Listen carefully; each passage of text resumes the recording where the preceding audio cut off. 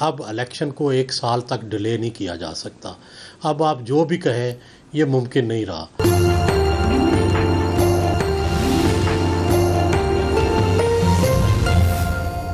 بسم اللہ الرحمن الرحیم. السلام علیکم جی. حرف راز میں آپ کو خوش آمدید کہتے ہوں. میں ہوں آپ کا میزبان محمد عثمان، اور آج کے بڑے موضوعات میں شامل ہے کہ تخت پنجاب کی حکمرانی فیصلہ صرف چند گھنٹوں میں. اب نمبر گیم چلے گی یا بقول رانا ثناء اللہ ضمیر کی آواز؟ تو فیصلہ جو ہے وہ چند گھنٹوں میں ہوا چاہتا ہے، اور اس وقت دو مختلف مقامات پر حکومت اور اپوزیشن دونوں کا لائن اپ تیار ہے، اور ایک دوسرے کے اراکین کو جو ہے نمبر گیم کے مطابق ان کی کیئر کی جا رہی ہے، بار بار گنتی کی جا رہی ہے، کوئی ادھر سے ادھر تو نہیں ہو گیا یا کوئی غائب تو نہیں ہو گیا. بہرحال ہوگا کیا؟ پرویز لائی صاحب اگر کل پنجاب کے وزیر اعلیٰ بن جاتے ہیں تو پھر سیاست کا منظرنامہ کیا ہو سکتا ہے، اور اگر حمزہ شہباز شریف برقرار رہتے ہیں وزیر اعلیٰ پنجاب کے طور پر تو کیا ہوتا ہے؟ تمام تر جو کوششیں ہیں وہ اس وقت حمزہ شہباز شریف کے لیے کرتے ہوئے نظر آ رہے ہیں. سابق صدر آصف علی زرداری صاحب، اور ایک بار پھر ان کی ملاقات ہوئی ہے چودھری شجاعت حسین صاحب سے، اور چودھری شجاعت حسین صاحب کا اس تمام تر معاملے میں کردار کیا ہو سکتا ہے، اس پر کریں گے بات. اور ہمیں اس سیگمنٹ میں جوائن کیا ہے ممتاز سینئر تجزیہ کار سہیل وڑائچ صاحب نے. سہیل صاحب کو میں خوش آمدید کہوں گا اور پوچھوں گا کہ سہیل صاحب کیا نظر آ رہا ہے منظرنامہ آپ کو کل کا؟ دیکھیں جی، منظرنامہ تو ظاہر ہے بڑا مرکی ہے، بڑا دھندلا ہے، اور ایسے لگ رہا ہے کہ دونوں فریق جو ہے وہ گیم کو فیئر رولز کے مطابق چلانے کے لیے تیار نہیں ہے. لیکن میری رائے یہ ہے کہ جس کی عددی اکثریت ہے چودھری پرویز لائی کی، ان کو موقع ملنا چاہیے، ان کو چیف منسٹر بننا چاہیے. نون کو کنسیڈ کرنا چاہیے، نون کو اپنی شکست اب تسلیم کر لینی چاہیے جس طرح انہوں نے پہلے دن کر لیا تھا. کوئی فاؤل نہیں کھیلنا چاہیے، فیئر گیم ہونی چاہیے، نہ بندے توڑیں نہ ہارس ٹریڈنگ کریں. یہ کوئی مناسب طریقہ نہیں ہے. اس سے جمہوریت اور اس پارٹی کا جو اپنی کریڈیبلٹی ہے وہ خراب ہوگی. یہ نہیں کرنا چاہیے. نہیں کرنا چاہیے، یہ تو آئیڈیل چیز ہے. لیکن رانا صاحب آج پھر کہہ رہے ہیں کہ جناب 5 نہیں 50 اراکین ضمیر کی آواز پہ لبیک کہہ سکتے ہیں پی ٹی آئی کے. کچھ تو ترکی چلے گئے، باقی 40 کروڑ 50 کروڑ کی باتیں ہو رہی ہیں. کتنی بدقسمتی ہے. اگر ہم نے ماضی دیکھیں تو یہی پاکستان پیپلز پارٹی و تحریک انصاف سینٹ کے اندر جو کچھ ہوا، اس سے پہلے بلوچستان کی حکومت میں کچھ ہوا کہ عددی اکثریت تو اپنی جگہ پہ ہے، لیکن اقلیت جو ہے اس اکثریت میں آنا، یہ پاکستان کی سیاست کا جو ایک انتہائی منفی پہلو ہے. اس کو کس طرح ٹھیک کیا جا سکتا ہے؟ دیکھیں جی عثمان صاحب، گزارش یہ ہے کہ سیاست جو ہے نا وہ اخلاقیات کے تحت چلتی ہے.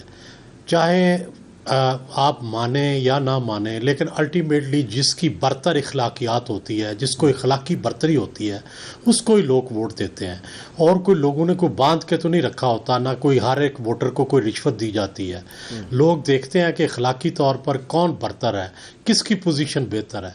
تو اگر آپ اخلاقی برتری کا خیال نہیں رکھیں گے اور آپ ان میل پریکٹسز میں انوالو ہوں گے جس سے کہ آپ کی اخلاقی طور پر آپ نیچے گر جائیں گے، تو الٹیمیٹلی ہو سکتا ہے آپ کو ابھی اس کا فائدہ ہو جائے، لیکن الٹیمیٹلی اس کا نقصان ہے. اور یہ ٹھیک نہیں ہوتا کسی بھی سیاسی جماعت کے لیے. اس کے جو کیریئر ہے سیاسی جماعت کا، اس کے لیے یہ بڑی خطرناک بات ہے. تو میرا یہ خیال ہے کہ نون کو یہی ایڈوائز کرنی چاہیے کہ وہ کنسیڈ کریں. میرا نہیں خیال کہ اس وقت یہ لڑائی جو ہے یہ کوئی مناسب ہے. فیڈرل گورنمنٹ پہ لڑ لیں، فیڈرل گورنمنٹ پہ ان کے پاس ابھی اکثریت ہے، اس میں دیکھ لیں کہ جتنی دیر تک وہ لڑ سکتے ہیں لڑ کے اپنی حکومت کو قائم رکھ لیں. اچھا شاہی صاحب، آپ کو کیا نظر آ رہا ہے کہ جس قسم کے حالات اس وقت پیدا ہو چکے ہیں، ہم مان لیتے ہیں کہ چودھری پرویز لائی صاحب کل وزیر اعلیٰ بن جاتے ہیں، اور اس کے بعد جیسے انہوں نے کہا کہ جی خان صاحب مجھے حکم کریں گے تو 2 منٹ میں اسمبلی تحلیل کر دوں گا. ساتھ ہی آج تحریک انصاف نے کمیٹی بھی فارم کی ہے کہ جو حکومت میں شامل چھوٹی جماعتیں ہیں، جو حکومت کے اتحادی ہیں، باپ پارٹی ہے یا اس کے علاوہ مینگل گروپ ہے اور ایم کیو ایم، ان سے رابطے کیے جائیں اور ان کو اپنے ساتھ ملا کر مرکز میں بھی حکومت گرائی جائے. تو ایسی صورتحال میں یہ ہوتا ہوا آپ دیکھ رہے ہیں کہ بہت جلد ایسی کوئی چیز ہمیں ملے. اور ایک طرف ہماری جو معاشی صورتحال ہے کہ اگر اس چیز کا متحمل ہو سکتی ہیں ساری چیزیں. میرا خیال ہے کہ وفاقی حکومت کو اس طرح گرانا ممکن نہیں ہوگا. اس کے لیے میرا یہ خیال ہے کہ پولیٹیکل پارٹیز کے اندر ڈائلاگ ہونا چاہیے, جو اتحادی جماعتیں ہیں ان کے اور پی ٹی آئی کے درمیان, اور الیکشن ڈیٹ کے اوپر اتفاق ہونا چاہیے. اور اس کے لیے دو چیزیں پہلے طے ہونی چاہیے, ایک الیکٹورل ریفارمز, دوسرا معاشی ایجنڈا, کہ یہ جو درمیان کا ٹائم ہوگا الیکشن تک کا, اس وقت کی جو بھی معاشی اقدامات کیے جائیں گے ان کو دونوں طرف کی جو سیاسی جماعتیں ہیں ان کی حمایت حاصل ہوگی, تبھی جا کے ملک جو ہے وہ مستحکم معاشی بنیاد جو ہے وہ اختیار کر سکتا ہے, اور تبھی جا کر الیکشن جو ہے وہ بھی نتیجہ خیز ہو سکتے ہیں, اور تبھی جا کر الیکشن کا نتیجہ جو ہے وہ دونوں فریق مان سکتے ہیں. تو چودھری صاحب اس کا مطلب یہ ہے کہ اگر کیسا کوئی وسیع البنیاد معاہدہ عمل میں آتا ہے, پہلی بات تو یہ ہے کہ ان کو بٹھائے گا کون؟ عمران خان صاحب تو ان کے ساتھ بیٹھنے کو روادار نہیں ہیں. حالات بٹھائیں گے جی. میرا خیال ہے کہ ہم جس طرف ہم جا رہے ہیں کرائسس کی طرف, جدھر آگے کوئی راستہ نظر نہیں آ رہا اور ایک دوسرے سے یہ بات نہیں کر رہے, تو حالات کا جبر ہی انہیں جو ہے وہ مجبور کرے گا کہ آپس میں بیٹھیں. ہم لوگ بھی جتنے لوگ پاکستان میں جمہوریت چاہتے ہیں, معاشی استحکام چاہتے ہیں, ہمیں بھی چاہیے کہ انہیں مجبور کریں کہ پولیٹیکل ڈائلاگ کریں, اور پولیٹیکل ڈائلاگ کر کے کسی کنسنسس پہ پہنچیں. چودھری صاحب آپ تو پولیٹیکل ڈائلاگ کی بات کر رہے ہیں, آج پی ڈی ایم کے سربراہ مولانا فضل الرحمان صاحب نے جس طرح کی غصے سے بھری ہوئی پریس کانفرنس کی ہے, بلکہ انہوں نے تو وزیر اعظم شہباز شریف سے کہا ہے کہ شہباز شریف صاحب آپ زیادہ شریف نہ بنیں, آپ نے کیا کیا ہے عمران خان صاحب کے خلاف اب تک. اور جو انہوں نے عمران خان صاحب کا نام لے کے جس طریقے سے آج اپنے غصے کا اظہار کیا ہے کہ ہم تو آپ کا یہاں پہ چلنا دوبر کر دیں گے, تو جب اس قسم کا ماحول ہوگا تو کیا ہم امید رکھیں؟ دیکھیں, بات یہ ہے کہ یہ ساری باتیں بڑی ویلڈ ہیں, آپس کے باتیں, آپس کے بیانات, مخالفت. سوال یہ ہے کہ جب مینڈیٹ آ گیا, جب ایک فیصلہ آ جاتا ہے, فیصلہ آ گیا ہے کہ نون جو ہے وہ پنجاب میں الیکشن ہار گئی ہے, اب اس کے کانسیکوینسز ہیں. کانسیکوینسز یہ ہیں کہ اب الیکشن کو 1 سال تک ڈیلے نہیں کیا جا سکتا. اب آپ جو بھی کہیں یہ ممکن نہیں رہا. اب اس کے لیے وہ پنجاب اسمبلی توڑ دیں گے, وہ خیبر پختونخوا اسمبلی توڑ دیں گے, وہ لانگ مارچ کریں گے, وہ گھیراؤ کریں گے اسلام آباد کا. یہ سارا کچھ کرنے سے بہتر ہے کہ پولیٹیکل ڈائلاگ ہو جائے اور کنسنسس سے جو ہے وہ الیکشن کی طرف جایا جائے. نہیں, یہ تو بہت اچھی بات ہے کہ ایسا ایک کنسنسس پیدا کیا جائے, لیکن یہاں پہ معاملہ ہے چودھری پرویز لائی صاحب کا. پرویز لائی صاحب 1 ہفتے یا 4 دن یا مہینے کے لیے وزیر اعلیٰ کیوں بنیں گے؟ میرا خیال ہے ان کے پاس بھی چوائس نہیں ہے. جب ان کی پیٹرن پارٹی جو ہے, جو پی ٹی آئی ہے, وہ جیسے چاہے گی چودھری پرویز لائی صاحب کو ویسے کرنا پڑے گا. وہ اپنی مرضی نہیں کر سکتے, کیونکہ وہ ان کے اتحادی جو ہے وہ یہ چاہتے ہیں کہ جلدی الیکشن ہو. وہ بھی اگر 6 مہینے چلانا چاہیں گے اسمبلیاں, تو میرا خیال ہے کہ وہ نہیں چلا سکتے. ان کو بھی کرائسس کا سامنا کرنا پڑے گا. اچھا, ایک اس سارے تناظر کے اندر رانا ثناء اللہ صاحب نے ایک بات کی تھی کہ اگر چودھری پرویز لائی صاحب وزیر اعلیٰ پنجاب بن جاتے ہیں تو ایسے میں اس کا پولیٹیکل فائدہ نون لیگ کو ہو سکتا ہے. یہ بات کس حد تک ان کی درست ہے؟ دیکھیں, ابھی فی الحال تو ہوا جو ہے وہ عمران خان کی چل رہی ہے. ابھی تو یہ کہنا مشکل ہے کہ کل کو کیا ہوگا. کل کو جب پرویز لائی بن جاتے ہیں تو کیا اقدامات لیں گے, کیا وہ لوگوں کے دل جیتیں گے یا لوگوں کے دل کھٹے کریں گے, یہ تو اس وقت کی بات ہے. پھر اس وقت یہ بات ہوگی طے. لیکن جو پی ٹی آئی کے اراکین ہیں, مثلا اس قسم کی باتیں, فواد چودھری صاحب کا بیان آیا کہ جناب ہماری حکومت آئی تو ہم عطا اللہ تارڑ کا داخلہ ممنوع کریں گے, ہم رانا ثناء اللہ کا جو ہے وہ پنجاب میں پابندی لگا دیں گے داخل ہونے سے. تو یہ تو پھر سیاست کا تو وہی رنگ ہے کہ ہم نے کچھ نہیں سیکھا تجربات سے بھی اور ماضی سے بھی. میرا خیال ہے غلط ہے. چودھری فواد صاحب کی بھی یہ بات, یہ طریقہ غلط ہے. میرا خیال ہے انہیں بھی چاہیے کہ وہ صلح جوئی کی طرف آئیں. یہ لڑائی جھگڑا, ایک دوسرے کو بند کرنا, گرفتاریاں کرنا, پہلے بہت گرفتاریاں کر لیں, پھر آپ نے اس کا رزلٹ بھی دیکھ لیا, آپ کی حکومت بھی نہیں رہی. تو اب بھی میرا خیال ہے اس چیز سے باز آنا چاہیے. چلے جی, باز آنا چاہیے اور مفاہمت کی سیاست کو فروغ ملنا چاہیے, اور جو بھی فیصلہ ہو وہ مل کر اور ملک کے مفاد میں ہونا چاہیے. بہت شکریہ سہیل وڑائی صاحب, آپ نے ہمیں وقت دیا. یہاں بریک کا وقت ہے, بریک کے بعد آتے ہیں تو دیگر موضوعات کی طرف قدم بڑھیں.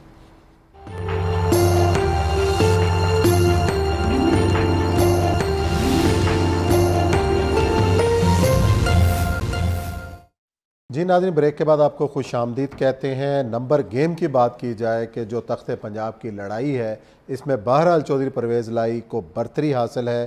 پاکستان تحریک انصاف اس وقت لارجسٹ پارٹی ہے ایوان کے اندر، لیکن کیا ہو سکتا ہے؟ پاکستان کی سیاست کوئی ایسا معاملہ ہے کہ یہاں پہ آخری وقت اور آخری گیند تک کچھ بھی ہو سکتا ہے۔ عمران خان صاحب قومی اسمبلی میں کہتے رہے کہ آخری گیند تک وہ لڑیں گے، کیا نواز شریف صاحب اور ان کی پارٹی آخری گیند تک پنجاب میں لڑتی ہوئی نظر آ رہی ہے یا میچ اوپن چھوڑ رہی ہے؟ لاہور کے بیورو چیف ہمارے ساتھ موجود ہیں ایاز شجاع صاحب، اور اس نمبر گیم پر بڑی گہری نظر رکھے ہوئے ہیں۔ ایاز شجاع صاحب، آپ کو خوش آمدید۔ یہ بتائیں کہ کیا ہو رہا ہے؟ چودھری پرویز لائی صاحب سے تو آپ ملتے رہتے ہیں، کتنے پر امید ہیں؟ مٹھائی شٹھائی تیار کر لی ہے؟ وہ روٹی شوٹی انہوں نے بنا لی ہے کل کے لیے؟ عثمان صاحب، چودھری پرویز لائی صاحب کافی پر امید ہیں، کیونکہ اس وقت پی سی میں آج دوپہر تک 185 اراکین اسمبلی موجود تھے۔ ان میں سے 2 مسنگ تھے۔ سردار عثمان بزدار وہ اسلام آباد سے ٹریول کر رہے تھے واپسی کے لیے، اور یاسمین راشد جن کو عمران خان نے وہاں پہ بلایا ہوا تھا۔ ان دونوں کو ڈال کر یہ 187 بنتے ہیں۔ پارٹی پوزیشن اس طرح ہے، 178 پی ٹی آئی کے ہیں جن میں سے 1 ترکی جا چکے ہیں، وہ 177 ہو گئے، 10 کیو کے ہیں، یہ ہے حکومتی اتحاد یعنی 187۔ مسلم لیگ نون کے پاس 166 ہیں، راہ حق پارٹی کا معاویہ اعظم ان کا 1 ووٹ ہے، پیپلز پارٹی کے 7 ووٹ ہیں، انڈیپینڈنٹ جو مسلم لیگ نون کو جوائن کر چکے ہیں وہ 5 ہیں، چودھری نثار کا 1 ووٹ ہے، پیر رفیع جو اب جیتے ہیں ضمنی انتخاب وہ 1 ووٹ ہے، یہ بھی مسلم لیگ نون کو جائے گا، یہ ہو گئے ٹوٹل 180 اگر پیر رفیع ان کو دیتے ہیں۔ لیکن اس میں زعیم قادری پیر رفیع صاحب نے تو نون لیگ میں شمولیت اختیار کر لی۔ جی عظما جو ہیں زعیم قادری صاحب کی وائف، ان کو کرونا ہو گیا ہوا ہے، تو یہ 180 سے پھر 179 ہو جاتے ہیں، اور میاں جلیل احمد شرکپوری اور فیصل نیازی پہلے ہی استعفیٰ دے چکے ہوئے ہیں، 2 اراکین جو ہیں پی ایم ایل این کے۔ اس طرح اگر تو کل عظما زعیم قادری نہیں آتی ہے ایوان میں تو 179 ہیں مسلم لیگ نون اور ان کے اتحادیوں کے پاس، اور پی ٹی آئی کے پاس 187 ہیں کاف لیگ کے 10 ملا کر۔ اس وقت عمران خان جو ہیں وہ پی سی ہوٹل پہنچ چکے ہیں، ان کی سربراہی میں مسلم لیگ کاف اور پی ٹی آئی کے جو اراکین ہیں ان کا پارلیمانی اجلاس بھی شروع ہو چکا ہے۔ اس اجلاس میں وہ دونوں یعنی کہ صرف عثمان بزدار مسنگ ہے، یاسمین راشد بھی پہنچ چکی ہیں، یعنی 186 اراکین اس وقت موجود ہیں۔ ہوٹل کی سیکیورٹی پر بھی ان کی گہری نظر ہے، اور کسی رکن اسمبلی کو بھی chairman P T I Imran Khan کی ہدایات کے مطابق ہوٹل چھوڑ کے جانے کی اجازت نہیں ہے۔ کل اسی ہوٹل سے 4 بجے بسوں میں یہ روانہ ہوں گے پنجاب اسمبلی کے لیے، اور وہاں پر ڈپٹی اسپیکر سردار دوست محمد مزاری ان کا انتخاب کروائیں گے، جنہوں نے اب سے کچھ دیر پہلے ہم سے بات کرتے ہوئے کہا کہ میں سپریم کورٹ کے احکامات کے مطابق آئین اور قانون کے تحت یہ انتخاب کرواؤں گا، اور سب سے زیادہ ووٹ لینے والا ہی وزیر اعلیٰ پنجاب ہوگا۔ سب سے زیادہ ووٹ لینے والا وزیر اعلیٰ پنجاب ہوگا۔ لیکن یہ جو غائب ہونے کی باتیں ہو رہی ہیں ایاز شجاع صاحب، جس طرح رانا ثناء اللہ کے بیان نے ایک بھونچال کھڑا کیا، آج انہوں نے کہا کہ جی 5 نہیں 50 سے زیادہ لوگ ضمیر کی آواز پر عمل کر سکتے ہیں۔ جو ضمیر کی آواز ہے یہ آپ کو بنتی نظر آ رہی ہے، اور خاص طور پہ اس تناظر میں کہ شجاعت حسین صاحب سے آصف علی زرداری صاحب پھر ملاقات کرنے پہنچے ہیں اور سارا زور شجاعت حسین صاحب پہ لگا رہے ہیں، اس کی کتنی اہمیت ہے؟ عثمان صاحب، پہلی بات تو ضمیر کی آواز جو تھی وہ خواتین اور اقلیتی مخصوص نشستوں والے جو اراکین تھے ان کے اوپر تھی۔ میں صرف ایک فکرہ آپ کو بتا دوں کہ جب یہ لاہور کے مال روڈ والے ہوٹل میں شفٹ ہونا تھا تمام اراکین اسمبلی نے، تو اس میں خواتین نے کچھ نے تحفظات کا اظہار کیا کہ میرے گھر میں یہ کام تھا وہ تھا، تو ان کو بتایا گیا کہ یہ ہوٹل صرف آپ لوگوں کی وجہ سے کروایا جا رہا ہے، یعنی ان کو جو ان کے الیکشن لڑ کے آئے ہیں نا ان کے اوپر پورا اعتماد ہے، کیونکہ جو 17 جولائی کا نتیجہ آیا اس کے بعد ان کو کوئی ڈاؤٹ نہیں ہے کہ جو الیکشن لڑنے والے ہیں وہ ان کو چھوڑ کے جائیں گے۔ بالکل، تو وہاں پہ تو سیکورٹی کا انتظام ہے۔ جو چودھری شجاعت حسین کے ساتھ آصف زرداری کی ملاقات ہونے جا رہی ہے، اس پہ چودھری شجاعت حسین نے 3 بار بیان جاری کیا ہے اس پورے ٹینیور میں۔ وہ جو 16 اپریل کو الیکشن ہوا تھا جس میں حمزہ شہباز منتخب ہو گئے تھے، اس وقت ایک بار بیچ میں، اور ایک بار جب چودھری شجاعت ان سے مل کے گئے اس سے اگلے ہی دن ان کو بیان دینا پڑا کہ مطلب آپ کا کہنے کا مقصد یہ ہے کہ جی all good situation for Chaudhry Pervaiz Elahi صاحب، کہ وہ بڑے پر امید ہیں اور وہ الیکشن جیت رہے ہیں، وزیر اعلیٰ بن رہے ہیں۔ کتنے عرصے کے لیے وزیر اعلیٰ رہتے ہیں؟ اب تو یہ عمران خان صاحب ہی ان کو برقرار رکھ سکتے ہیں، کتنا عرصہ وہ ان کو کہتے ہیں کہ آپ کنٹینیو کریں، یا وہ اسمبلی توڑ کے ملک نئے انتخابات کی طرف جائے۔ بہت شکریہ یا شجاع صاحب۔ یا ایک اور موضوع بھی پروگرام میں شامل کرتے ہیں، وہ ہے جناب کے دوست ملک پاکستان کی مدد کو کس طریقے سے آ رہے ہیں، اور خاص طور پر سعودی عرب اور گلف کے ممالک اس حوالے سے کیا کردار ادا کر سکتے ہیں۔ اس میں ہمیں جوائن کریں گے جناب حافظ طاہر اشرفی صاحب، پاکستان علماء کونسل کے چیئرمین ہیں، ان سے بات کریں گے، بڑے قریبی رابطے ہیں، معاون خصوصی رہے ہیں وزیر اعظم کے مشرق وسطیٰ امور کے، انہیں اپنے پروگرام میں خوش آمدید کہیں۔ اب یہ بتائیے گا کہ ہمیشہ پاکستان کے دوست ملک ہیں، سعودی عرب نے ہر مشکل وقت میں پاکستان کی مدد کی ہے، گلف کے کچھ ممالک ہیں، اس تمام تر صورتحال کے اندر کیا رول پلے کیا جا رہا ہے، اور خاص طور پر اطلاعات یہ ہیں کہ ہمارے سپہ سالار نے ماضی میں بھی بڑا رول پلے کیا، اس حوالے سے اس بار جو ہے اس نازک صورتحال کے اندر کیا کردار ادا کیا جا رہا ہے؟ بسم اللہ الرحمن الرحیم، نحمدہ ونصلی ونسلم علی رسولہ الکریم۔ عثمان بھائی، گزارش یہ ہے کہ ایک بات تو میں کلیئر کر دوں کہ انشاءاللہ کوئی ایسی صورتحال نہیں ہوگی کہ جس میں پاکستان خدا نخواستہ دیوالیہ ہو جائے۔ پاکستان کے دوست ممالک کی اس حوالے سے مکمل جو ہے حالات پر بھی نظر ہے، ہمارے ساتھ رابطے میں بھی ہیں، اور جو ہمارے وزیر خزانہ ہیں مفتاح اسماعیل صاحب، ان کے ساتھ بھی۔ اور اب جب آپ نے خود ہی ذکر کیا ہے اور کہ ماضی میں بھی جو ہمارے سپہ سالار ہیں جنرل قمر جاوید باجوہ صاحب، 2018 میں بھی جب ہم بالکل ایسی ہی پوزیشن میں پہنچ چکے تھے، اس وقت بھی انہوں نے دوست ممالک کے ساتھ جو روابط کیے اور جو محنت کی، اس کے نتیجے میں ہم اس کرائسس سے نکلے تھے۔ اب بھی جو ہے اس صورتحال میں جو اطلاعات ہیں وہ یہی ہیں کہ ان کے دورہ سعودی عرب کے دوران جس میں ان کو سعودی عرب کا سب سے بڑا اعزاز دیا گیا تھا۔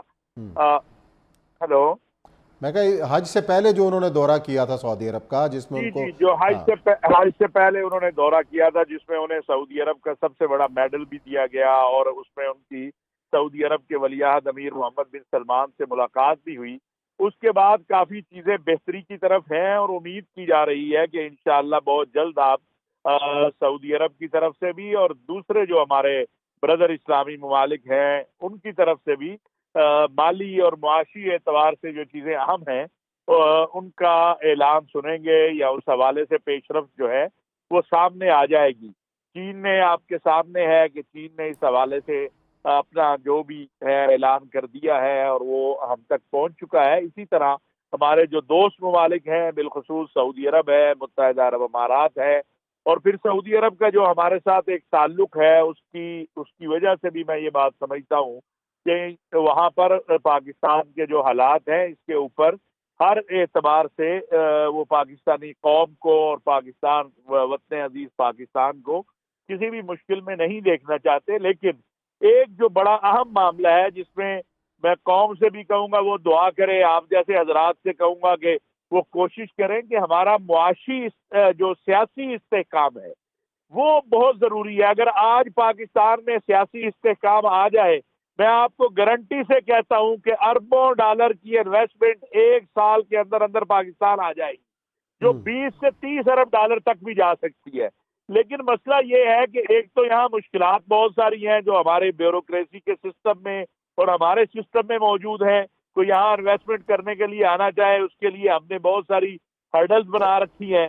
اور حافظ صاحب، اس کا مطلب تو یہ ہوا کہ معاشی صورتحال کو بہتر کرنے سے پہلے آپ کو سیاسی صورتحال بہتر کرنے کی ضرورت ہے۔ سیاسی صورتحال بہتر ہوگی تو دوست ملک ہم پر اعتبار کریں گے نا۔ اب جب کہ یہی نہیں پتا، آپ دباؤ ڈال رہے ہیں کہ جناب فوری طور پر اسمبلیاں تحلیل ہوں اور ملک نئے انتخابات کی طرف جائے، اب ایسی گو کی سچویشن کے اندر کون اعتبار کرے گا آپ پر؟ دیکھیے، اس وقت جو آپ کے ملک کی سیاسی صورتحال ہے، معاشی صورتحال ہے، اس میں دوست ممالک کے جو اعتماد ہے، اگر میں کہوں گا پھر بہت سے لوگوں کو برا لگے گا، لیکن ان کے پاس ایک ہی ادارہ ہے جس کا وہ بار بار ہر ایک کو بتاتے ہیں کہ اس ادارے سے جو ہم کمٹمنٹ کرتے ہیں وہ پوری ہوتی ہے۔ اور یہ بات خود سعودی ولی عہد نے جب وزیر اعظم میاں شہباز شریف صاحب گئے تھے تو انہوں نے مخاطب کر کے خواجہ آصف صاحب کو کہا تھا کہ آپ کی ایک آرگنائزیشن ہے جس سے ہمیں کوئی جو کمٹمنٹ ہوتی ہے پوری ہوتی ہے، وہ آپ کی پاک فوج ہے، وہ آپ کے ڈیفنس کا ادارہ ہے۔ تو اگر یہ باقی ہماری وزارتیں اور ادارے بھی ایسے ہو جائیں تو پھر تو میں سمجھتا ہوں کوئی کمی نہیں رہ جائے گی. تو لہذا ہمیں معاشی استحکام کے لیے سیاسی استحکام جو ہے، بیٹھے سیاسی قیادت بات چیت کرے آپس میں، الیکشن کرانے ہیں نہیں کرانے ہیں، جو بھی کرنا ہے. آج آپ کا تاجر رو رہا ہے، بزنس مین پریشان ہے کے لیے، اس کو جن مسائل کا سامنا ہے، تو میں سمجھتا ہوں وزیر اعظم یا شہباز شریف صاحب نے ایک کام تو کیا ہے کہ جو بیرونی انویسٹمنٹ ہے باہر سے آنی ہے، اس کے لیے کچھ سہولتیں، ون ونڈو آپریشن سعودی عرب اور دیگر کے لیے وہ اس پہ کام کر رہے ہیں. لیکن جب یہاں اندرونی استحکام نہیں ہوگا اور ایک سیاسیت میں استحکام ہوگا تو باہر سے جو 10 لوگ آنے ہیں وہ ایک آئے گا. بالکل صحیح کہہ رہے ہیں حافظ صاحب، بہت شکریہ. اور آپ کا نقطہ بھی یہی ہے کہ ملک میں معاشی صورتحال تبھی بہتر ہو سکتی ہے کہ سیاست پاکستان کی ٹھیک ہو جائے، سیاسی صورتحال جو ہے وہ استحکام اس کے اندر آئے. بہت شکریہ حافظ صاحب، آپ نے ہمیں وقت دیا. یہاں پروگرام میں بریک کا وقت ہے، بریک کے بعد آئیں گے تو دیگر موضوعات کی جانب بڑھتے ہیں.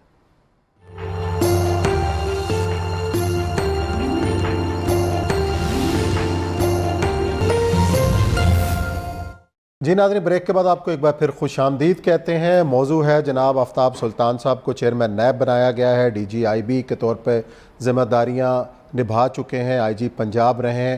کس قسم کی شخصیت ہیں، کیا ان کے جو کارنامے ہیں، جو نمایاں ان کی خصوصیات ہیں، آج انہی کا ذکر کریں گے. اور ہمیں آج اسٹوڈیو میں جوائن کیا ہے joint D G I B ہیں جناب نوید الہی صاحب، ان کو میں خوش آمدید کہوں گا. نوید صاحب بتائیے گا کہ آفتاب سلطان صاحب کے ساتھ آپ نے کام بھی کیا ہے، کس قسم کی شخصیت ہیں، اور خاص طور پر جو چیئرمین نیب کی جو سیٹ ہے یہ تو بڑی ہاٹ سیٹ ہے. حکومت کیا اپوزیشن والے بھی ناراض نظر آتے ہیں ان کی کارروائیوں سے. جاوید اقبال صاحب کا ذکر کریں، اس سے پہلے قمرالزمان صاحب کا ذکر کریں. بہرحال یہ جو سیٹ کے اوپر آفتاب سلطان صاحب کا انتخاب ہے، آپ کو کس طریقے سے دیکھتے ہیں آپ اس کو؟ جی عثمان صاحب بہت شکریہ. میرا خیال ہے کہ پاکستان مسلم لیگ نون کی گورنمنٹ کے لیے یہ نہایت مناسب امیدوار تھے اس پوسٹ کے لیے، کیونکہ انہوں نے کافی لمبے عرصے تک ڈائریکٹر جنرل انٹیلیجنس بیورو کی پوسٹ پہ ان کے ساتھ کام کیا ہے، اور بڑے مشکل حالات میں انہوں نے یہ کام کیا. کئی ایشوز جو ہیں جیسے کیونکہ یہ آئے 2013 میں، اس سے پہلے یہ کیئر ٹیکر گورنمنٹ میں inspector general of police Punjab بھی رہے. پھر 2013 میں جب ڈی جی آئی بی کے طور پہ آئے، پی ایم ایل این کی گورنمنٹ تھی، نواز شریف پرائم منسٹر تھے، تو ساتھ ہی 2014 کا یہ جو دھرنا شروع ہوا اس میں بھی آئی بی کا رول بڑا فعال رہا، اور جس کے اوپر ظاہر ہے کہ دوسری طرف سے بھی تنقید اور اعتراض آتا رہا، لیکن بڑی ایفیکٹولی انہوں نے اپنا رول ادا کیا. جو آئی بی کا کام ہے کہ انفارمیشن پہلے پرووائڈ کی جائے، فور نالج گورنمنٹ کو آگاہ کیا جائے تاکہ اس کی ڈیسیجن میکنگ میں اور ایکشن میں آسانی ہو، تو وہ انہوں نے کافی فعال طریقے سے کیا.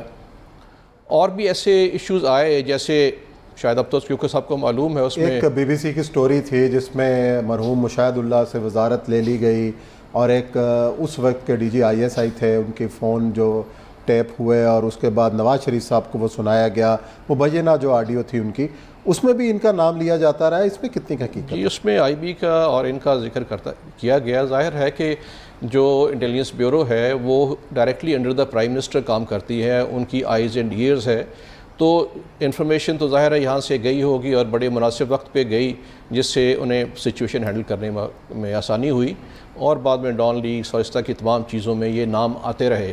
اس لحاظ سے جیسے میں عرض کر رہا ہوں کہ مسلم لیگ کے لحاظ سے تو بہت مناسب شخص ہیں، کیونکہ ان کے دیکھے بھالے ہیں، پر اعتماد ہیں، اور ساتھ یہ ہے کہ انہوں نے ان کے لیے ڈیلیور بھی کیا. تو اس لحاظ سے میں سمجھتا ہوں کہ پچھلا جو ان کی کارکردگی ہے as D G I B, اگرچہ اس وقت زیادہ جو کام ہو رہا تھا وہ کاؤنٹر ٹیررزم پہ تھا، دہشت گردی پہ زیادہ تھا، اور فوکس بھی آئی بی کا زیادہ کاؤنٹرنگ ٹیررزم پہ تھا، اور پرائم منسٹر کی بھی خواہش تھی کہ اس کے اوپر زیادہ وہ فوکس کریں، اور کافی اس میں کامیابی حاصل کی. تو وہ ایک اہم کامیابی ہے جس کو سب کو ایکسیپٹ کرنا چاہیے، اور میرا خیال ہے کہ کافی حد تک وہ نیوٹرل رہ کے کام کرنے کے عادی ہیں. لیکن نوید صاحب مسئلہ یہ ہے کہ مسئلہ مسلم لیگ نون اور اس کے اتحادیوں کا نہیں ہے. یہاں پہ تو ایک بہت بڑا ایک اپوزیشن کی شکل میں ایک جن ہے عمران خان کی شکل میں، کہ جو جس حوالے سے بھی وہ جس کے پیچھے پڑ جائیں، اور آفتاب سلطان صاحب کو بھی تنقید کا نشانہ بناتے رہے ہیں، مجھے یاد ہے کنٹینر پہ کھڑے ہو کے، اب کیسے معاف کریں گے آفتاب سلطان صاحب کو؟ کس طریقے سے یہ تعیناتی کو ہضم کر پائیں گے عمران خان صاحب؟ جی یہ بات تو بہت اہم ہے، کیونکہ عمران خان تو ایس پی سے لے کے تو پرائم منسٹر تک تب سب کو ہی دھمکیاں بھی دیتے ہیں، تنقید کا نشانہ بھی بناتے ہیں. ان کے ساتھ بھی ان کو کوئی ریلیشن شپ اتنا قبول نہیں ہوگا، کیونکہ جیسے میں نے عرض کیا کہ 2014 دھرنے میں آئی بی نے ان کے زیر قیادت رول ادا کیا اور یہ کافی اسٹیفلی کام کیا. اب ان کا یہ خیال ہے جو پلس پوائنٹ ہے پاکستان مسلم لیگ کو ان کو لانے کے لیے کہ ان کے قریب ہیں اور ان پہ اعتماد ہے، وہی ان کا نیگیٹو پوائنٹ جو ہے مخالفین کے لیے ہو سکتا ہے کہ یہ اتنا ان کے قریب ہیں تو ان کے لیے کام کریں گے. لیکن میرا یہ خیال ہے کہ جس طرح اگر موازنہ کیا جائے، فیوچر کے کوئی کرسٹل بال گیزنگ تو نہیں کی جا سکتی سیٹ پہ بیٹھ کے کیا ہو، اگر موازنہ کریں جسٹس جاوید اقبال جو پچھلے چیئرمین تھے، جو ان کا حال تھا کہ مریم سے لے کے طیبہ تک کسی کو بھی نہیں انہوں نے بخشا، تو اس پولیٹیکل انجینئرنگ میں وہ نہیں جائیں گے. تو لیکن جہاں تک مخالفین کا ہے، میرا یہ خیال ہے کہ وہ اس پہ شور شرابہ کریں گے انہی بنیاد پہ کہ یہ ان کے بہت کلوز ہیں، گورنمنٹ کے بہت کلوز سمجھے جاتے ہیں. لیکن نویس صاحب آپ بھی ان دنوں میں سروس میں تھے اور آپ نے بڑی قریب سے دیکھا کہ خاص طور پر جو نواز شریف صاحب کا دور حکومت ہے، یہ دیکھنے میں انہوں نے آئی بی کو بڑا اسٹرینتھن کیا. آفتاب سلطان صاحب کو ہی اس کا کریڈٹ جاتا ہے. اس کے بعد آنے والی حکومتوں نے شاید اس بات پہ توجہ نہیں دی، کیا وجہ ہے؟ یہ بات ٹھیک ہے آپ کی. اس زمانے میں بھی یہ ہوا، جیسے میں پہلے بھی ایک دو دفعہ پروگرامز میں کہہ چکا ہوں کہ آئی بی کو سٹرونگ کرنے کے باوجود ایون نواز شریف صاحب کے دور میں یہ تھا کہ کبھی انہوں نے جو ادارہ انٹیلیجنس بیورو جو ان کا ڈائریکٹلی ان کے انڈر ہے، کبھی اس کو وزٹ نہیں کیا. اچھا. اسی طرح عمران خان صاحب کے دور میں 20 دفعہ وہ I S I had quarter گئے ہیں، آئی بی میں ایک دفعہ بھی نہیں گئے. تو جو ڈی جی آئی بیز ہیں ان کو محدود کر دیا گیا پرنسپل سیکرٹری تک ہی انٹریکشن کرنے پہ، جس نے ادارے کو کمزور کیا. تو یہ بات ٹھیک ہے کہ انہوں نے اس لحاظ سے مضبوط کیا کہ آپ ٹیررزم کو کنٹرول کرنے کے لیے انہوں نے فنڈ بھی دیے، سب کچھ دیا اور اس پہ وہ کام کرتے رہے اور بڑا احسن طریقے سے کام کیا. بعد میں صورتحال ڈفرینٹ ہو گئی اور اس طرح کا کام نہیں ہوا. اچھا، جو پولیٹیکل منورنگ کا الزام عائد کیا جاتا رہا ہے آئی بی کے اوپر، ظاہر ہے اس کا ڈی جی اس کی قیمت ادا کرتے رہے تنقید کی شکل کے اندر. عمران خان صاحب نے تو ایک ڈائری رکھی ہوئی ہے جس میں وہ ہر کسی کا نام لکھتے جا رہے ہیں اور ہر جلسے میں اس کا اظہار بھی کر رہے ہیں. یہ جو پولیٹیکل منورنگ ہے، ابھی بھی جو پنجاب کی جو صورتحال چل رہی ہے، الزام لگایا جا رہا ہے پی ٹی اے کی قیادت سے کہ جناب آئی بی کر رہی ہے، جی آئی بی فون کر رہی ہے.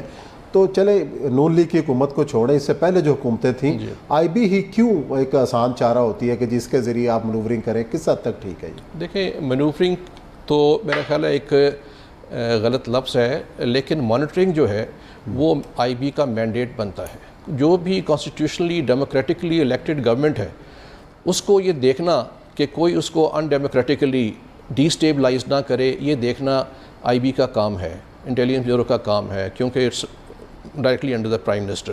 تو اس میں اگر اپنا وہ رول ادا کرتی ہیں ایفیکٹولی تو میں سمجھتا ہوں وہ تو قابل اعتراض بات نہیں ہے. لیکن اگر کسی اس سے بڑھ کے اس میں پڑ جائیں کہ وہ اپنا رول جو ہے وہ مینوورنگ میں شروع کر دیں تو اس پہ اعتراض کیا جا سکتا ہے. لیکن میرا خیال ہے کہ وہ رول ادا کرنا ضروری ہے تاکہ نظر رکھی جائے کہ کہیں ان کے خلاف کوئی ایسی حکومت کے خلاف یا اسٹیٹ کے خلاف ان کانسٹیٹیوشنل ان ڈیموکریٹک ایکٹیویٹی تو نہیں ہو رہی. اگر وہ نہیں کریں گے تو کون اور بتائے گا. اور ان کا کام بھی اتنا ہے کہ کوئی وہ بیسیکلی فور نالج دیتے ہیں کہ جناب یہ ہونے والا ہے یا یہ پتہ چل رہا ہے، اور اس کے لیے تمام سورسز جو ہوتے ہیں ڈیٹا کلیکشن کے وہ استعمال کیے جاتے ہیں. اور تمام دنیا میں انٹیلیجنس ایجنسیز اسی طرح کام کرتی ہیں. جس طرح عمران خان صاحب کو بتا دیا گیا تھا کہ جناب آپ کے بہت سارے ایم این ایز جو ہیں وہ نکلنے کے لیے تیار ہیں، شیخ رشید صاحب بھی یہ کہتے رہے ہیں، تو اس میں کتنی کی صداقت ہے؟ اور اب جو ہے یہ بھی بات جو ہے وہ بتا دی گئی ہوگی حمزہ صاحب کو بھی، اور اس طرح پرویز الہی صاحب بھی جانتے ہوں گے کہ جناب کیا ہونے والا ہے. جی میرا خیال ہے اگر اتنے ابھی افیکٹولی کام کر رہی ہے آئی بی تو ڈیفینیٹلی بتانا ہوگا، کیونکہ وہ تو مین کلائنٹ ہیں ان کے. اگر ان کو انفارمیشن نہیں دینی تو کس کو دینی ہے؟ اور ہوتا یہ ہے کہ عام طور پہ انفارمیشن دینے کے باوجود جو ارد گرد لوگ ہوتے ہیں وہ ماننے کو تیار نہیں ہوتے یہ میں نے بارہا اپنی اتنی سروس میں دیکھا کہ ایگزیکٹ اور کریکٹ انفارمیشن دی جاتی ہے کہ حکومت کو یہ خطرات ہیں، یہ جا رہی ہے، لیکن جو ارد گرد لوگ بیٹھے ہوتے ہیں وہ اپنا پوائنٹ آف ویو لے کے، اپنا ایجنڈاز لے کے لیڈر کو مس لیڈ کر دیتے ہیں اور کئی دفعہ نقصان اٹھانا پڑتا ہے۔ مطلب مس لیڈنگ کا نقصان اٹھانا پڑتا ہے، جو آپ کی پریمیئر ایجنسی آپ کو بتا رہی ہے اس پر یقین نہیں ہے، لیکن مشیر جو ہیں ارد گرد جو حکمرانوں کے ہیں وہ ہمیشہ نقصان پہنچاتے ہیں۔ دیکھتے ہیں جی پنجاب کا جو مارکا ہے اس میں کیا نکلتا ہے۔ بہت شکریہ نوید لائی صاحب، آپ نے تفصیل سے ہمیں آگاہ کیا۔ اسی نوٹ کے ساتھ پروگرام بھی ختم کرتے ہیں، انشاءاللہ پیر کو ملاقات کریں گے نئے موضوعات کے ساتھ۔ اپنا بہت خیال رکھیے گا، اللہ حافظ۔